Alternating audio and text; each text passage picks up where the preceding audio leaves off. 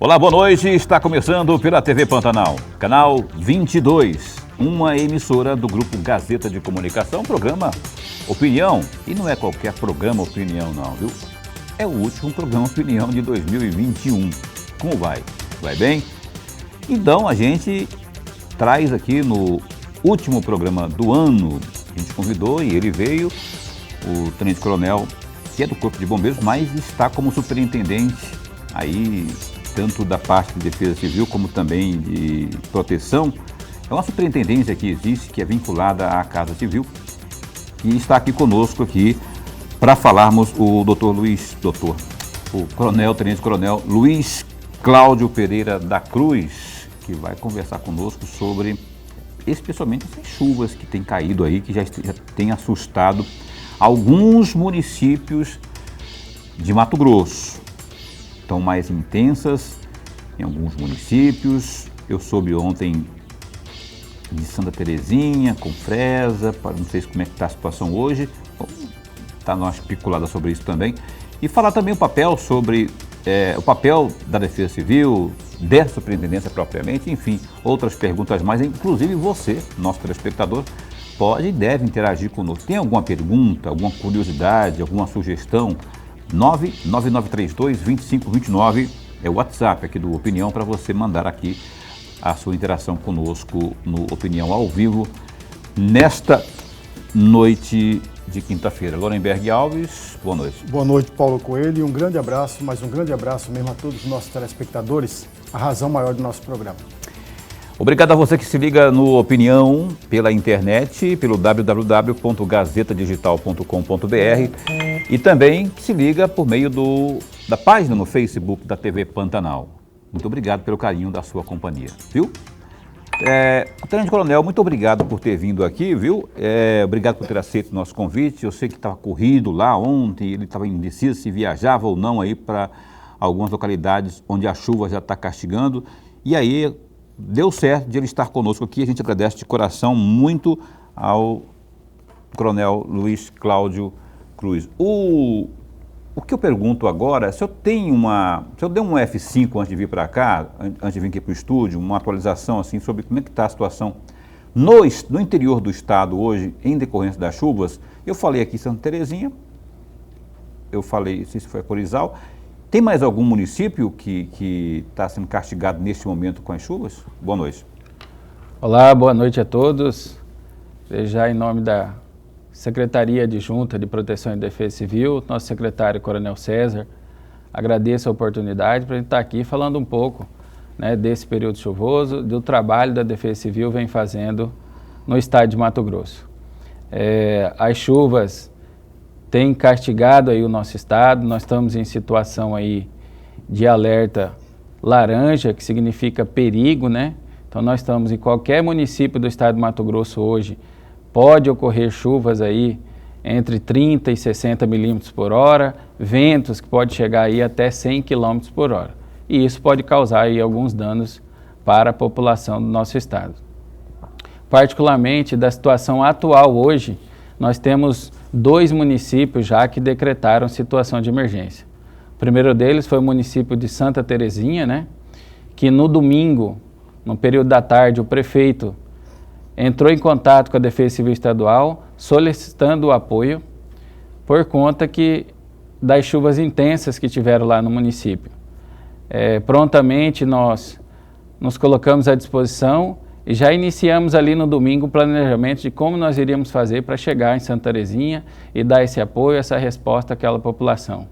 Contamos aí, já agradeço também ao Tenente Coronel, comandante do CIOPAER, Coronel Lima Júnior, que prontamente nos atendeu e na segunda-feira de manhã uma equipe da Defesa Civil do Estado já deslocou para o município de Santa Terezinha com a aeronave do CIOPAER. Então, por volta de 11 horas da manhã, nós já estávamos naquele município fazendo ali o levantamento dos danos que aconteceram no município de Santa Terezinha. Um outro município é o município de Confresa, que ontem o prefeito municipal também decretou situação de emergência. Nossa equipe, que já havia finalizado na noite de ontem o trabalho de instrução processual de decretação de situação de emergência em Santa Terezinha. Hoje, pela manhã, já deslocou para o município de Confresa, estão lá hoje já fazendo essa avaliação de danos. Então nós temos outros municípios que nós estamos monitorando a situação, porém ainda não houve por parte da Prefeitura Municipal a decretação de situação de emergência, né? São situações, muitas das vezes, as chuvas, a pontos de alagamento no município, causa algum transtorno, alguma situação adversa para aquela população, porém, após cessar essa chuva, com o passar das horas, do tempo, vai havendo aí uma vazão dessa água e há um restabelecimento normal da situação daquela comunidade e aí não tem aí a necessidade de se decretar uma situação de emergência. Entendi. Então, só corrigindo, eu falei se é Corizal, não. É Santa Terezinha e Confresa. Esses dois municípios já tiveram a decretação aí de... É calamidade que fala ou é estado de emergência ou é estado de... Porque eu queria até que o senhor falasse sobre isso, porque eu tenho essa dúvida aí. Quando é que é mais crítico a situação? Quando há a decretação de estado de calamidade, de emergência ou de alerta, acho que é no começo, né? Então, quando a gente fala em alerta, por exemplo, o estado de Mato Grosso hoje está em alerta laranja, né, um nível de perigo. Um alerta é aquela situação onde nós orientamos a população antecipadamente, né, falando a ela que há possibilidade de chuvas essas intensas que pode causar danos e prejuízos para aquele município. Quando a gente está falando de situação de emergência, nós já estamos falando do evento adverso que causou um dano parcial e um prejuízo econômico, social ou ambiental naquele município, que há necessidade de uma decretação de situação de emergência para que o município tenha condições de dar uma resposta e restabelecer a normalidade daquele município. Já a calamidade é um pouco parecido, dá essa confusão mesmo, porém calamidade, pelo próprio nome já diz, nós estamos falando de uma situação bem mais crítica. Mais grave. Nós estamos falando, por exemplo, onde há um desastre que é um número elevado de mortes, é um número onde diversas estradas foram danificadas e pessoas estão em situação de risco, pessoas precisando de atendimento emergencial. Então, praticamente, nesse aspecto nós vamos diferenciar aí a situação de emergência e a calamidade pública. Então, lá em Santa Terezinha é... Uma situação de emergência, né? Não teve, felizmente, até agora, nenhum caso de óbito. Não teve caso de óbito. Nós estamos monitorando também, não houve aí nenhum registro de necessidade de salvamento, né, de pessoas que sofreram algum acidente, algum tipo de ocorrência em virtude das chuvas. E o que houve lá até o momento são pessoas que estão parcialmente isoladas, né? Temos danos materiais, são pontes que foram destruídas, muitas delas em estradas vicinais que acabam prejudicando. Então, quando a gente fala de situação de emergência também, nós estamos falando não só do desastre naquele momento, causa prejuízo. São pessoas que muitas vezes trabalham com agricultura familiar, pessoas que trabalham aí com transporte de leite até a cidade para realizar a sua comercialização. E quando a gente tem num município desse, a zona rural ficar isolada por uma queda de ponte, nós estamos falando também desses prejuízos. Entendi. Professor Lorenberg. Tenente Coronel, antes de mais nada, nossa alegria, nosso prazer e honra de tê-lo aqui. O nosso programa ganha e ganha muito. O senhor falou, e aí o Paulo fez a pergunta, falou dos municípios de Santa Teresa e Confresa. Santa Terezinha. Mas Santa Terezinha, eu fiquei sabendo, e aí por favor me corrija se o que eu fiquei sabendo está correto ou não, também tem a situação de Luciara, de Barra do Bugre e de Paranatinga. Eu gostaria de ouvir do senhor qual é a situação desses três municípios, Paranatinga, Barra do Bugres e Luciara. Esses três municípios, Barra do Bugres, Luciara e Paranatinga, né? Eu já adianto para o senhor que nós temos mais municípios também em situação de alerta que tiveram aí chuvas intensas. Como eu falei inicialmente, nós temos uma situação que é bom até esclarecer para a população. Nós temos situações de chuvas intensas, chuvas elevadas, que muitas das vezes essa chuva não caracteriza um desastre, não caracteriza uma situação de emergência. para ficar bem claro aqui, para a população aqui da região metropolitana, Cuiabá, Várzea Grande, que vai ficar mais fácil esse esclarecimento. Nós tivemos em Cuiabá, quando tem chuva intensa, nós temos vários pontos de alagamento em Cuiabá, nós temos problemas em Várzea Grande, recentemente tivemos chuvas intensas na Alameda, de casas que foram aí invadidas pela água, porém aconteceu aquela situação que eu falei, há chuvas intensas, quando há uma interrupção dessa chuva, com o passar das horas, vai havendo aí a vazão dessa água e o restabelecimento da normalidade naquela comunidade. Então, além desses 3 municípios, eu tenho certeza que outros municípios no estado, nós estamos falando de um estado com 141 municípios, que também estão passando essa dificuldade, porém, ela é restabelecida logo após o cessamento aí dessas chuvas.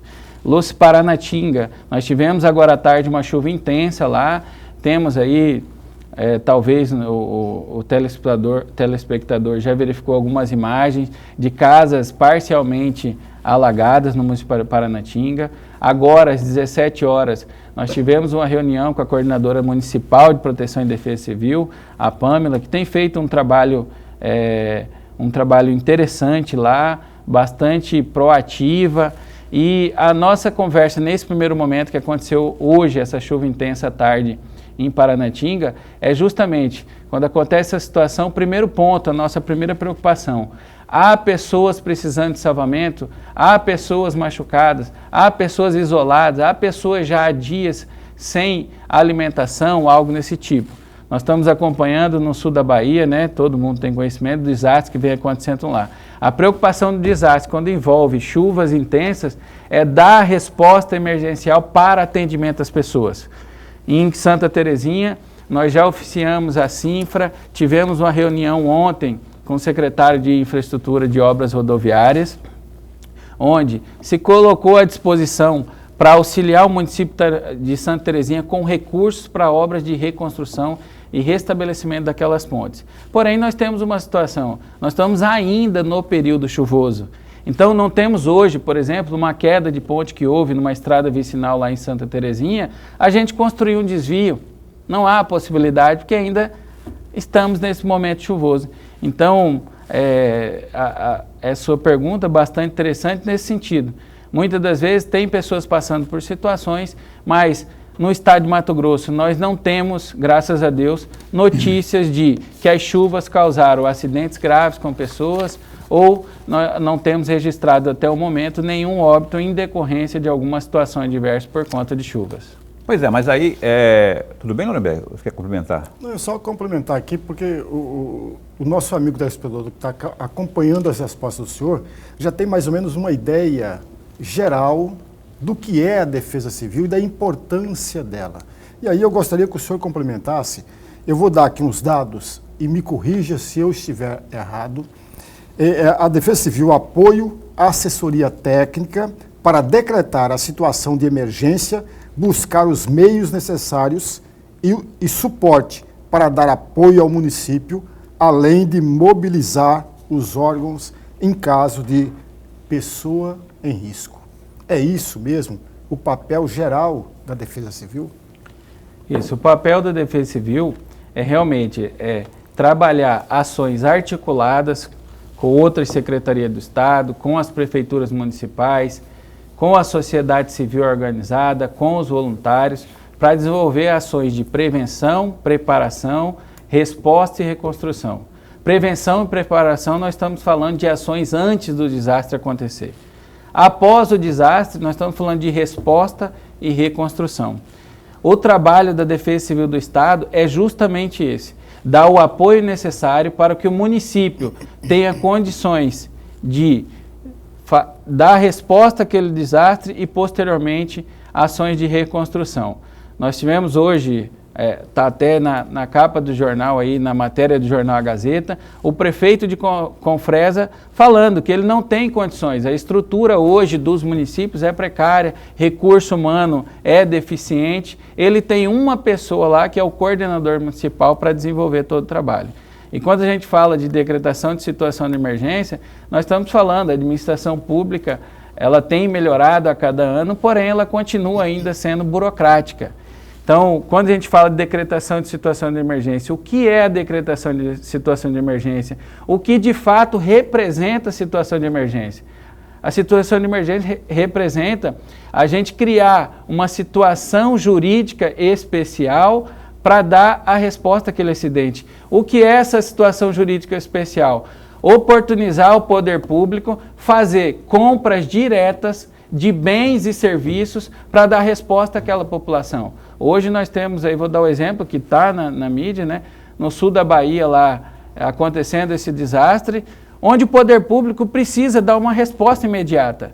E a resposta imediata é através do decreto da declaração de situação de emergência, que vai permitir a Prefeitura Municipal, o governo federal, o governo do Estado fazer a aquisição de bens e serviços de forma imediata e direta, sem a necessidade da burocracia de uma aquisição da questão pública, que envolve aí a elaboração de um termo de referência, envolve a cotação no mercado, comprovar um menor preço, depois um processo de licitação, assinatura de um contrato para posteriormente a prestação de serviço.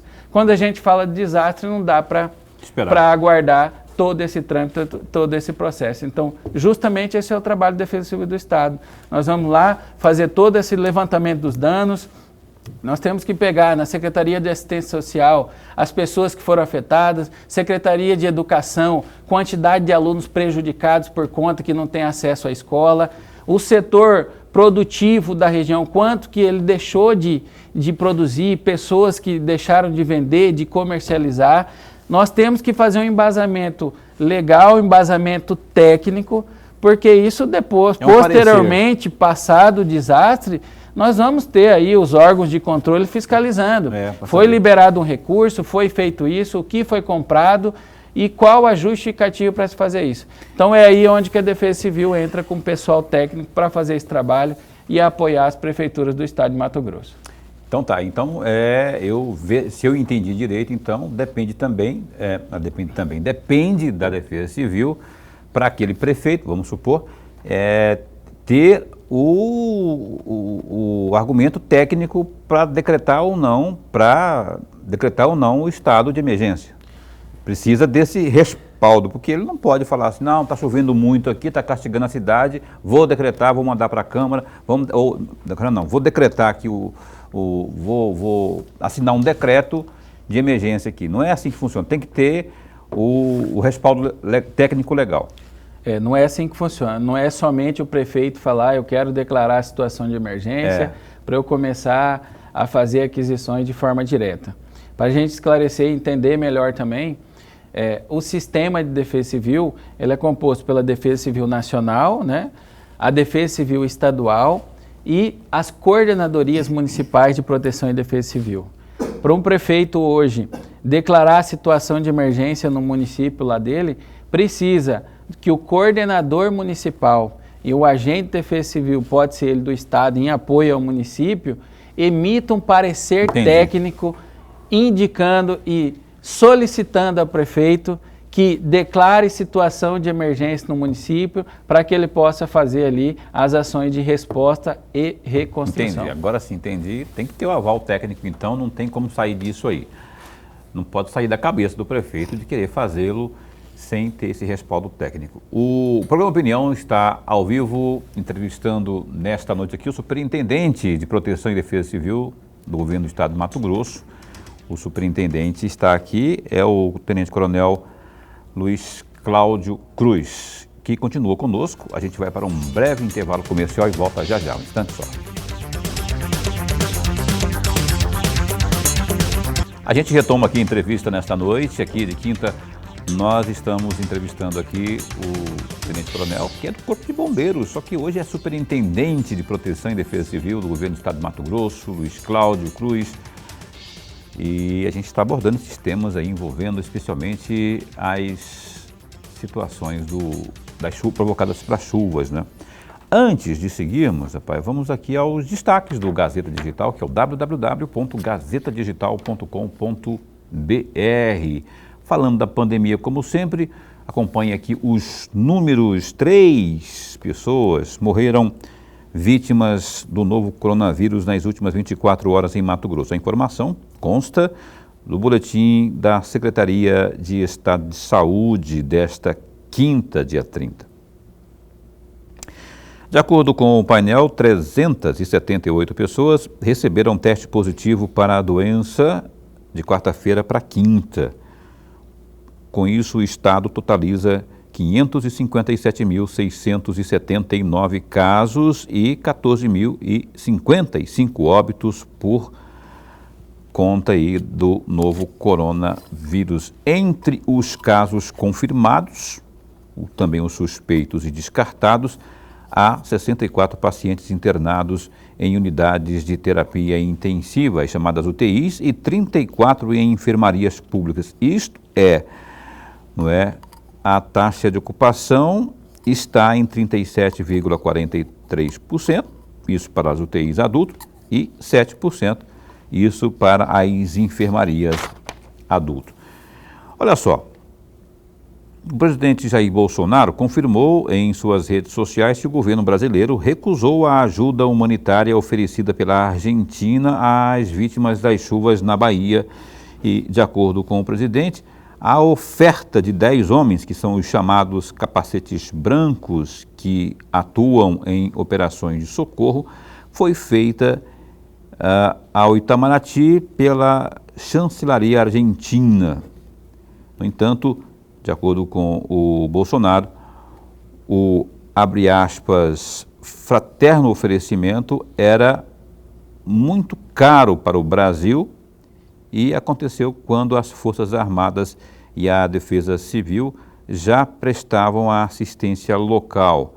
Abre aspas, a avaliação foi feita de momento, conforme ele escreveu lá nas redes sociais dele, conforme disse aí o presidente Jair Bolsonaro. Bolsonaro, aliás, afirmou que o país está aberto a ajuda e doações internacionais na série de postagens publicadas pela manhã. De acordo com o presidente, o trabalho de assistência à população já estava sendo da Marinha, já estava sendo realizado, inclusive, com o apoio de 3 helicópteros, no caso da Marinha. Contudo, Bolsonaro não descartou a possibilidade de aceitar a ajuda no futuro, quando a Argentina poderá ser acionada oportunamente em caso de agravamento das condições. Aí, portanto, no www.gazetadigital.com.br, essas e outras notícias. Tem notícias de esporte, de economia, de polícia, política, do fim do ano, onde ir, onde não ir, da Covid e tudo mais. Não é? É só clicar aí no GD, www.gazetadigital.com.br. Eu tenho cá comigo que a ajuda numa situação como essa não se recusa, Lorenberg. O presidente... Eu estava assistindo, inclusive, a live do presidente dessa quinta-feira, agora há pouco, ele usou alguns argumentos seguintes, dando conta de que, além disso que a gente leu aqui, né, ele está dizendo o seguinte, que os 10 capacetes brancos, os 10 homens que foram oferecidos para a Argentina, eles não tinham nenhuma especificidade, nenhuma área específica de atuação para atuar, não é? E que isso já estava sendo oferecido pelas Forças Armadas ali na Bahia, ou seja, eles só agregariam despesas ao governo e não ajudariam tal como ofereceu a Argentina. Esse foi o argumento do Bolsonaro. Agora, tem essa história, né? Toda ajuda numa situação como essa é bem-vinda, não é? Queria que você desse uma pincelada aí. Mas muito rapidamente, Paulo, e eu concordo em gênero, número e grau com o que você falou, neste momento, toda ajuda, ela é importante, ela é necessária. Mas eu tenho cuidado quando um presidente da República, independente de quem seja, o governante recusa uma ajuda da forma como o presidente da República recusou, não está correto. Tanto não está correto, amigos, que o governador do estado da Bahia já acionou o governo argentino dizendo que ele aceita, sim, a ajuda da Argentina. Ora, numa situação dessa, Paulo, tem que dar as mãos o governo estadual, o governo municipal e o governo federal. Não podem um falar uma coisa, o outro falar uma outra muito diferente. Quem tem razão? Eu sou capaz de apostar que o governo do estado da Bahia tem razão, porque ela está muito próximo, mas muito próximo do problema. Eu não sei quem tem razão, só sei que toda ajuda é bem-vinda em situações especialmente como essa lá da Bahia, que é mais do que emergência, tem gente morrendo lá, inclusive, né? Então é importante ter esse tipo de ajuda. O governo com as Forças Armadas está lá, não é? Eu vi, só que eu contei hoje, 5 ministros estão lá com o seu pessoal e tudo mais, mas talvez não seja o bastante, porque o grau de calamidade lá é muito grande. Então são uns ajudando os outros, né? Independente de onde que seja, da Argentina, do Afeganistão, não importa. O que importa é esse fator, na minha avaliação, é esse fator que eu falei, uns ajudando aos outros. Ou eu estou errado numa situação, guardadas as proporções aqui para o estado de Mato Grosso, numa situação que ocorrer aqui, toda ajuda é bem-vinda, né, Tenente Coronel? Eu não vou... Não precisa entrar no mérito do Bolsonaro, não. Queria que o senhor avaliasse só o fator. Eu não vou fazer o comentário em relação à questão política, né? Política, exatamente. A gente está aqui para falar de forma técnica em relação a desastres. Em relação a desastres, nesse ponto específico que tocou, a gente tem que ter um certo cuidado, falando em resposta a desastres da nossa área de atuação, Corpo de Bombeiros, Defesa Civil, a gente tem que trabalhar com planejamento e gestão. Numa situação dessa de desastre, há uma mobilização muito grande. Já houve mobilização de vários estados da federação, já mandaram bombeiros para auxiliar nos trabalhos de resgate a essas pessoas. Agentes de defesa civil de todo o Brasil têm mandado também para auxiliar nesses trabalhos. Aí um ponto importante que eu gostaria de destacar é justamente isso. Numa situação de desastre, nem sempre esse, digamos, é um ditado popular, né? Toda ajuda é bem-vinda. Por quê? Porque nós precisamos ter eficácia nessa ajuda. Nós precisamos que essa ajuda chegue e traga realmente um resultado e não traga um transtorno para aquela situação. Hoje eu recebi questionamentos, perguntas de repórteres perguntando se a Defesa Civil, se o Corpo de Bombeiros, se os órgãos de segurança pública estavam recebendo doações para o estado da Bahia. Nós não estamos fazendo isso. Não estamos recebendo doações de mantimentos para o estado da Bahia porque nós não queremos, não. É porque a gente tem uma gestão nisso. O nosso secretário está em conversa direta com o secretário nacional de Proteção e Defesa Civil, o comandante-geral do Corpo de Bombeiros, o coronel Alessandro, está em conversa direta com o comandante-geral do Corpo de Bombeiros da Bahia e com a Liga de Comandantes Gerais dos Corpos de Bombeiros do Estado, já se colocou à disposição para essa ajuda. Porém, nós agora estamos aguardando o comando daquela operação dar o ok para que o Corpo de Bombeiros hoje já está preparado, já está com equipe pronta, com mais de 20 militares prontos a qualquer momento se deslocar para a Bahia para dar o apoio. Por que ainda não foi? Porque o comando da operação lá entendeu que nós já estamos falando de alguns dias desse desastre e o que vai precisar daqui para frente é uma rendição, é uma troca de equipe. Então, no momento que o comandante do desastre lá entender que há necessidade já tem bombeiros, agentes de defesa civil, trabalhando aqui 10, 15 dias de forma ininterrupta, muitas vezes mais de 20 horas por dia ali trabalhando, vai chegar um momento que a gente precisa substituir essa equipe. E aí que vai entrar os estados fazendo esse apoio. Então eu faço só essa observação, por exemplo, em relação aos mantimentos que eu citei, não é só mandar essa cesta básica, esse item de higiene para o estado da Bahia. O estado da Bahia vai ter que ter condições de armazenamento, de distribuição, de organização logística, e fazer chegar esse suporte, essa ajuda humanitária para aquelas pessoas que estão em situação de desastre. E nós estamos falando de locais que estão praticamente as pessoas só conseguem chegar com apoio de helicóptero, de aviões nem tanto, porque não tem pista de pouso. Então nós precisamos primeiramente ter um planejamento e uma gestão, uma organização para que tenha eficácia dessa ajuda dos estados. Equipe montada, se precisar, chamou, você já tem como já está pronto, mandar, já né? está. Eu queria que o senhor falasse aqui, rapaz, eu tenho aqui uma sugestão que eu queria que o senhor falasse sobre ela, que eu achei interessante para abordar aqui, que é o envio de alerta à população através de esse SMS. Em que situação que isso se daria e como que seria na prática isso? É importante isso daí, isso é uma ferramenta que nós temos, utilizamos em conjunto aí com a Secretaria Nacional. É uma plataforma onde a população, isso são medidas de prevenção. A população, você aí que está nos assistindo nesse momento, você pode agora pegar seu aparelho celular, enviar um SMS para o número 40199, indicando o CEP do seu endereço.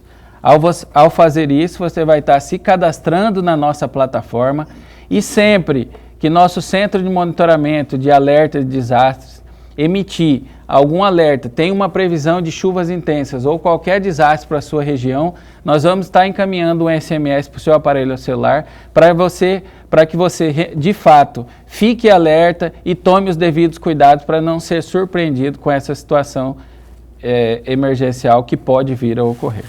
Tomou nota aí então, né? Ó, se você quer ficar mais seguro, essa é uma sugestão muito importante, viu? 40199. É o número que você vai mandar, você vai discar, não é? Mandar um SMS, uma mensagem de texto, né? E indicar o CEP do seu endereço. Somente isso. Mandou o CEP, o vai SMS, estar cadastrado lá. Com o seu CEP, seu aparelho e sua localidade vai estar cadastrado. Então, se tiver, nós temos hoje, por exemplo, a gente emitiu um alerta para o estado inteiro, porque o estado todo está em situação de perigo. Olha que Mas bacana. Futuramente, a situação normalizando, somente determinados municípios ou regiões do estado estarão em situação de alerta. Então, somente aqueles municípios que receberão esse alerta, esse SMS. 40199. Está aí, inclusive, na sua tela, para que você, então, possa fazê-lo por meio de SMS. Aí, o que você faz? Manda lá o seu... O código aí, que é o CEP, né, da sua residência, isso. E aí isso vai ficar lá já de posse da Defesa Civil, que vai, com isso, cadastrar você lá, aí tendo alguma situação que possa vir na previsão acontecer lá na sua região, lá você vai receber um alerta, e isso pode fazer toda a diferença, inclusive na sua vida, né? 40199. Professor. Voltando para a resposta anterior, Tenente Coronel, e eu volto aqui a insistir, o governo da Bahia está corretíssimo quando pediu ajuda para o governo federal e pediu ajuda para todos os governadores. Foi o governo da Bahia que pediu ajuda também para a Argentina. Portanto, ele está corretíssimo. Mas voltando num trecho da resposta que o senhor mencionou, o senhor falou, tem que planejar. Mas numa situação dessa, Tenente Coronel, me perdoe, planejamento não alcança o imprevisível. Às vezes não alcança. Por falar não alcançar o imprevisível, Tenente Coronel, eu estava olhando ontem, ainda ontem, numa pasta ou no site do governo do estado, e eu deparei com a matéria de 2015, onde estava todas as competências da Defesa Civil. E uma delas, eu gostaria muito de um comentário do senhor a respeito. Uma das competências da Defesa Civil é exatamente essa: promover estudos referentes às causas, ameaças, vulnerabilidades e consequências de ocorrências de desastres de qualquer origem no Estado. Eu gostaria muito de ouvir do senhor um balanço sobre essa competência da Defesa Civil. Sobre ainda essa resposta anterior, né, se a gente for levar em consideração o quantitativo aí que a Argentina disponibilizou, são 10 pessoas, né, para auxiliar nesses trabalhos, só o Corpo de Bombeiros do Estado de Mato Grosso está fazendo uma previsão de mandar 20 bombeiros militares para atuação naquele desastre. Isso significa que toda ajuda é importante, inclusive da Argentina. Só o Corpo de Bombeiros do Estado de Mato Grosso. Eu vi também, né, lendo as notícias, as matérias sobre esse assunto, não vou me recordar agora quem mencionou isso, mas felizmente o nosso Brasil possui aí pessoas especialistas, capacitadas. Nós temos aí bastantes profissionais das universidades federais, professores, alunos, com especialização em todo tipo de situação para atuação nesse tipo de desastre. Então, assim, a minha avaliação, né, não quero entrar aqui no mérito, na questão política da situação, mas eu acho que 10 pessoas para trabalhar no levantamento de dados, realização de estudos,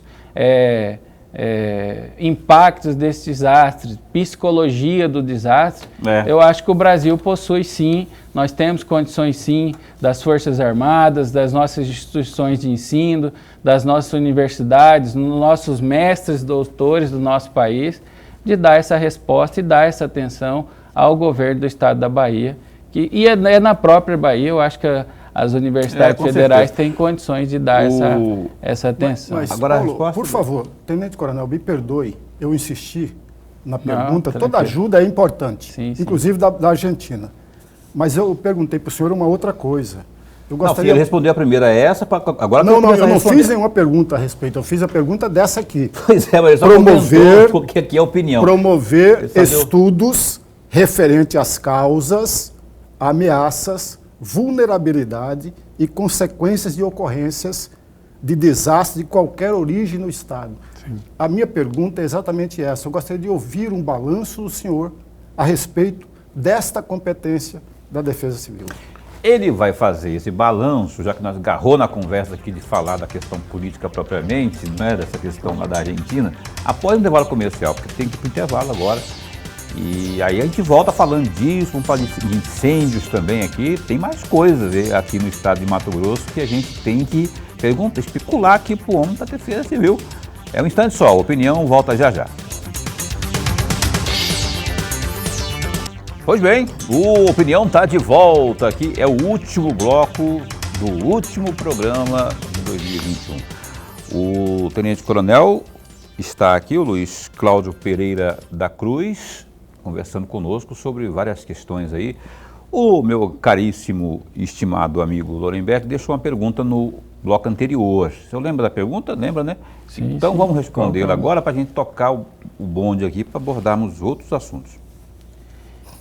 Esse é o principal, Lorenberg, esse é o principal trabalho da Defesa Civil. Essa realização de estudos, de buscar dados e indicadores. Nós fazemos isso através do mapeamento de áreas de risco. Esse mapeamento ele é feito junto com os coordenadores municipais. Nós fizemos já vários trabalhos com o Serviço Geológico do Brasil, que tem sede aqui em Cuiabá. Percorremos mais de 25 municípios, nós temos hoje no estado 25 municípios mapeados em parceria com o Serviço Geológico do Brasil, onde a Defesa Civil do Estado, Serviço Geológico e Coordenadoria Municipal realizaram esse trabalho. Então, quando a gente fala de esse estudo, esse levantamento, aí que está a questão. Esse é o principal trabalho do coordenador de Defesa Civil lá na ponta, lá no município, da Defesa Civil do Estado, que é mapear as áreas de riscos, fazer o levantamento de imóveis de pessoas que estão em situação de risco e a quantidade de pessoas. Para que isso? Para que a hora que, caso não seja possível realizar a prevenção e evitar a ocorrência desse desastre, nós já temos informações, que nós já tenhamos dados, indicadores para dar uma melhor resposta.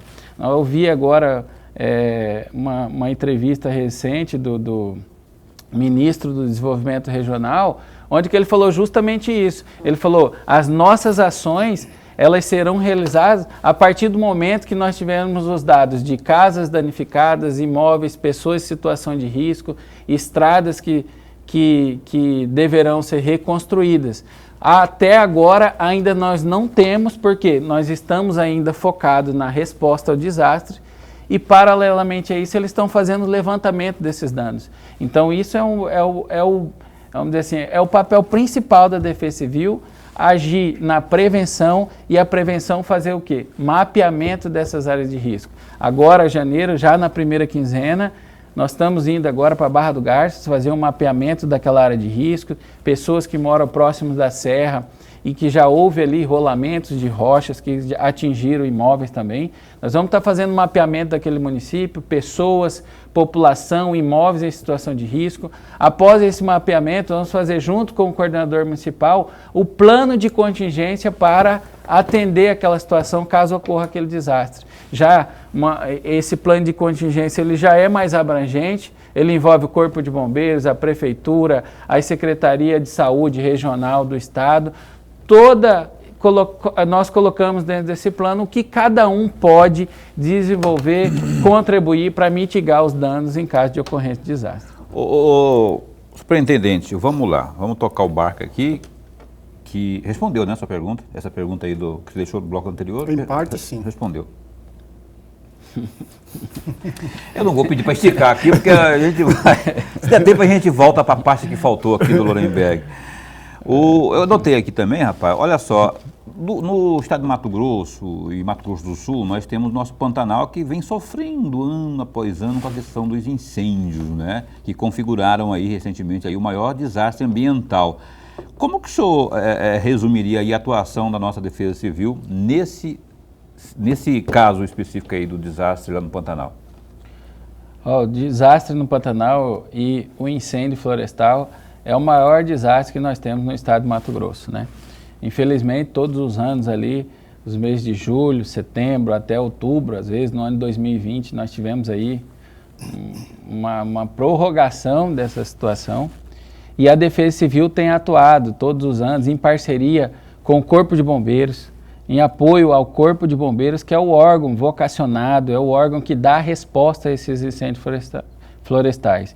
Em 2020, nós tivemos aí uma situação realmente dramática no Pantanal, né, onde um incêndio de grande proporção, um incêndio que demorou mais de 2, 3 meses, incêndio ali no Pantanal, e a Defesa Civil atuou da seguinte forma: declarando essa situação de emergência já a nível estadual, fizemos toda a instrução processual, solicitamos ajuda, auxílio, apoio, né, do governo federal. Em 2020, o governo federal disponibilizou 10 milhões de reais. O governo do estado, através em apoio do Corpo de Bombeiros, com custeio, viaturas, diárias, já tinha investido mais de 22 milhões de reais no ano de 2020 para as ações de combate ao incêndio florestal. Esse recurso nós utilizamos para a resposta, utilizamos para equipar o Corpo de Bombeiros, materiais, equipamentos de proteção individual. E, passado aí, superada essa situação de 2020, foi uma determinação do governo de Mato Grosso que falou: nós precisamos agora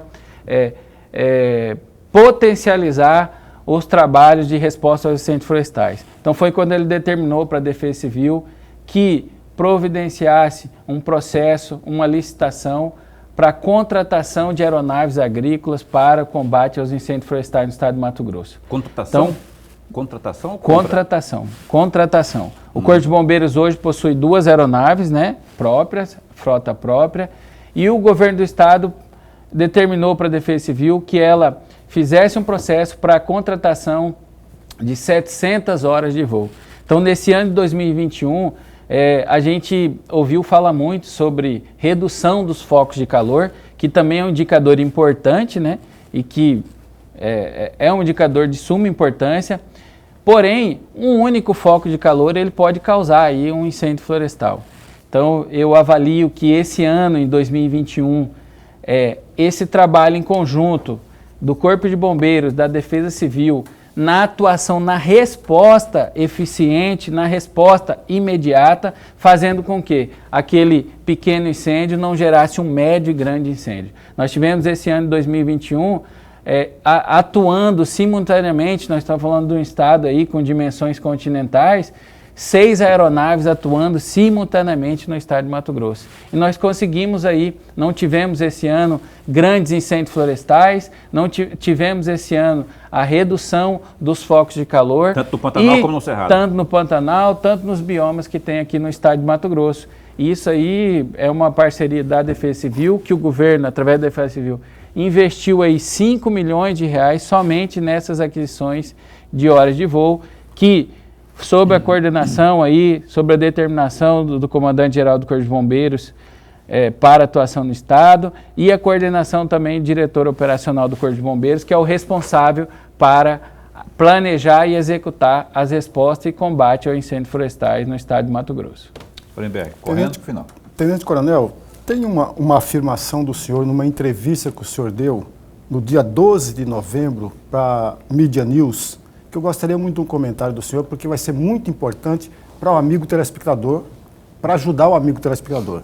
Entre aspas, é importante que as pessoas fiquem atentas a alguns procedimentos de segurança que podem ser tomados para minimizar danos e evitar possíveis transtornos pelas chuvas nessa época. Esse é um momento complicado e que requer a atenção de todos. Eu gostaria muito de um comentário do senhor, Tenente Coronel, e por favor, me corrija se eu estiver errado. Um comentário do senhor a respeito desta frase ou desta afirmação pode ajudar qualquer amigo telespectador no momento que estamos vivendo. Esse é um momento, vamos falar dessas chuvas intensas, né? A orientação da Defesa Civil para a população, a gente precisa que a população adote também algumas medidas para evitar o agravamento aí dessa situação e o impacto dessas chuvas intensas na população. Um ponto importante que a gente tem que levar em consideração quando a gente está falando em desastre, em chuvas intensas, é o trabalho, a resiliência da própria população. Nós temos uma imagem que correu o Brasil e o mundo, eu acho, né, daquele senhor lá na Bahia sendo resgatado da sua residência com a água quase no pescoço, né?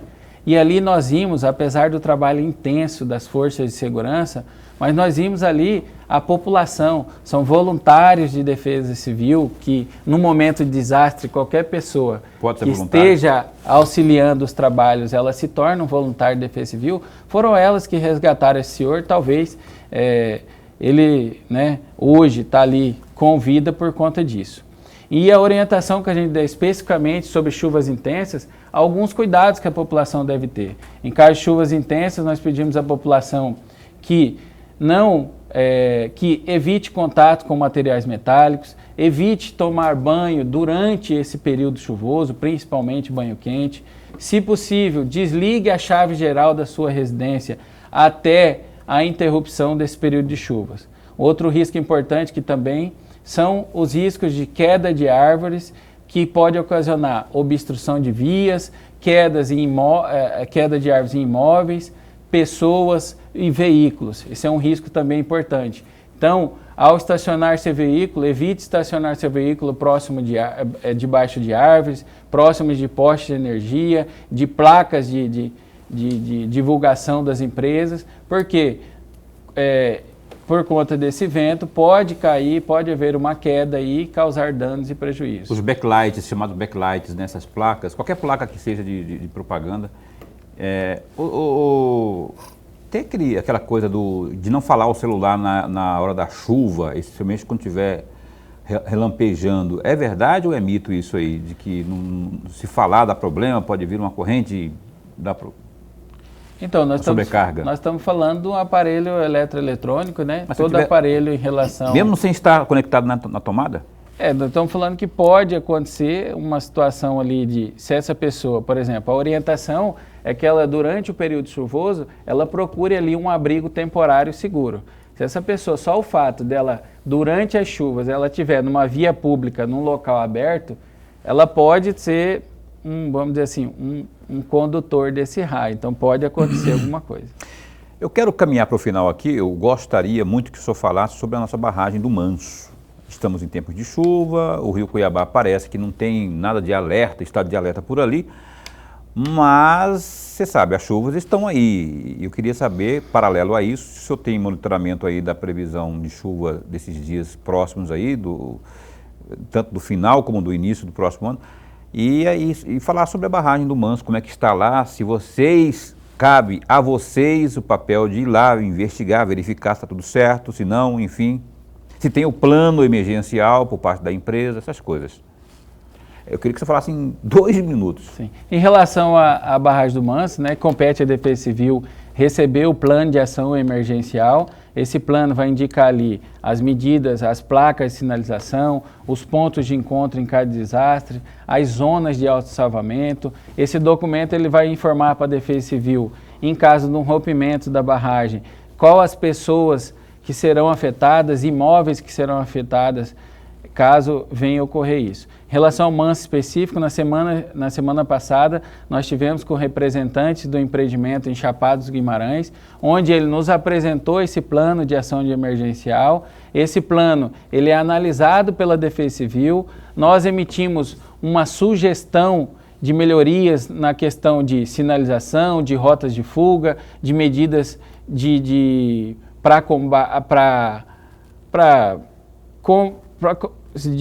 incêndio, algo qualquer tipo pode acontecer dentro daquele perímetro. Então, hoje nós temos duas estações aí, situações bem definidas no nosso estado, né? Que é a seca e o período chuvoso.